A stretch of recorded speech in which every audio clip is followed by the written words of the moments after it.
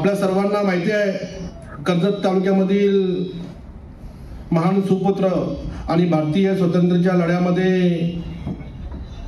महान क्रांतिकारक वीर हुतात्मा हिराजी पाटील यांनी ब्रिटिश सरकारच्या विरोधात ज्यावेळी दिलेला लढा हा अत्यंत जाज्वल्य अशा स्वरूपाचा आहे. ब्रिटिशांच्या विरोधात लढताना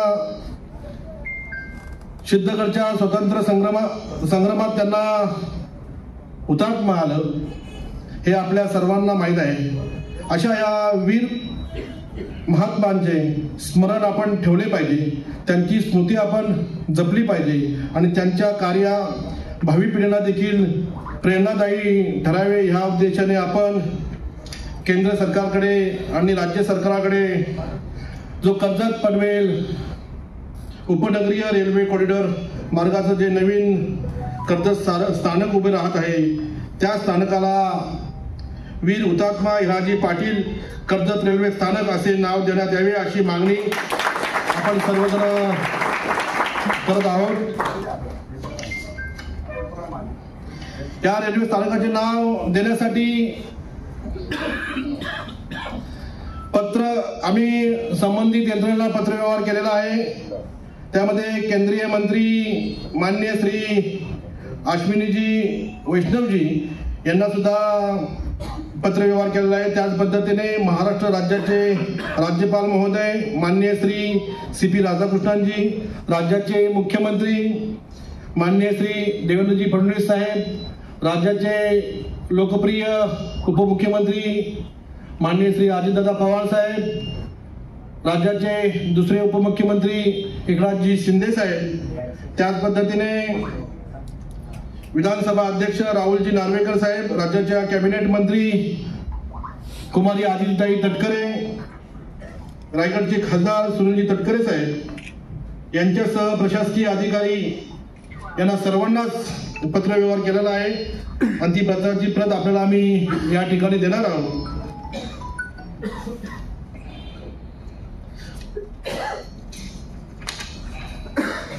या स्थानकाचं नामकरणाबाबत पत्राची दखल शासनाने घेतली सुद्धा आहे.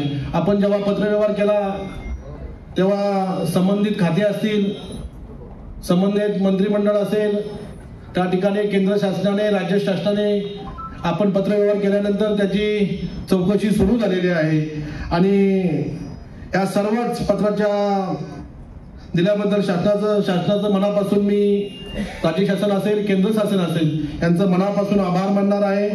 तसेच आमच्या रायगडचे खासदार सुनीलजी तटकरे साहेबांनी आमच्या या मागणीची आणि पत्राची दखल घेतली असून केंद्रीय स्तरावर जो जो पाठपुरावा करावा लागणार आहे ते तटकरे साहेब स्वतः करणार आहेत आणि आपण आपल्या या होत असलेल्या कर्जतमध्ये पनवेल कर्जतच्या स्टेशनला